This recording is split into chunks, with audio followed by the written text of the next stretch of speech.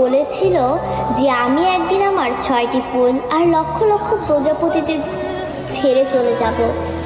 এমন একটা দিন আসবে যেদিন আর্মিদের মাঝে সকালে ঘুম থেকে উঠে আর্মিরা ফোন হাতে নিয়ে মনে পড়বে যে আজ বিটিএস এর লাস্ট কনসার্ট বা আজ তাদের ডিসব্যান্ড হওয়ার দিন।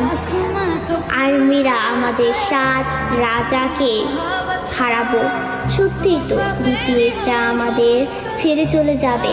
এমন একটা দিন আসবে যেদিন আমাদের অনুপ্রেরণামূলক কথা বলার জন্য বা আত্মবিশ্বাসী গড়ে তোলার জন্য আরেম থাকবে না, নিজের প্রশংসা নিজে করানোর জন্য জিন থাকবে না, আমাদের স্যাড কিং সুকা থাকবে না, একটা মুচকি হাসি দিয়ে সকলকে হাসানোর জন্য যেই হক থাকবে না, ক্যামেরার সামনে আর্মিদের সাথে ফ্লাইট করার জন্য জিমিন থাকবে না।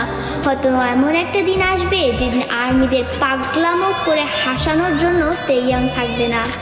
হয়তো সেদিন এমনও হতে পারে বানি ইসমাইল দিয়ে র্যাপ মনস্টার বলার জন্য জাঙ্কুক থাকবে না। সেদিন হয়তো বা বিটিএস নামক ওই ব্যান্ডটা থাকবে না। হয়তো তাদের আর কোনো গান অ্যালবাম রিলিজ হবে না। আমরা হয়তো বা আমাদের 7 রাজাকে আর কোনোদিনও ফিরে পাবো না।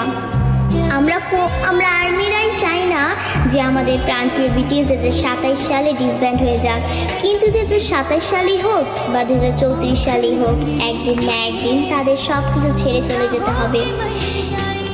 ডোরেমনও তো রোবট হয়েও সারা জীবন নোবিতার কাছে থাকতে পারেনি, তবে বিটিএস মেম্বারও তো মানুষ, তারা কিভাবে পারবে আমাদের সাথে সারা জীবন থাকতে? তবে তারপরও আমি বলবো আমাদের প্রিয় বিটিএস কোনোদিনই ডিসব্যান্ড হবে না। তারা আমাদের হৃদয়ের মাঝে চিরকাল থাকবে। দিন শেষে একবার আমাদের রিয়েল আর্মিদের মনে পড়বে আমাদের 7 রাজার কথা, তাদের সেই পাগলামোর কথা, তাদের সেই অনুপ্রেরণামূলক কথাগুলো, এবং এটাই হচ্ছে রিয়েলিটি। আমি কোনোদিনও চাইবো না যে আমার পাগলামো ভালোবাসার মানুষগুলো আমাকে ছেড়ে চলে যাক।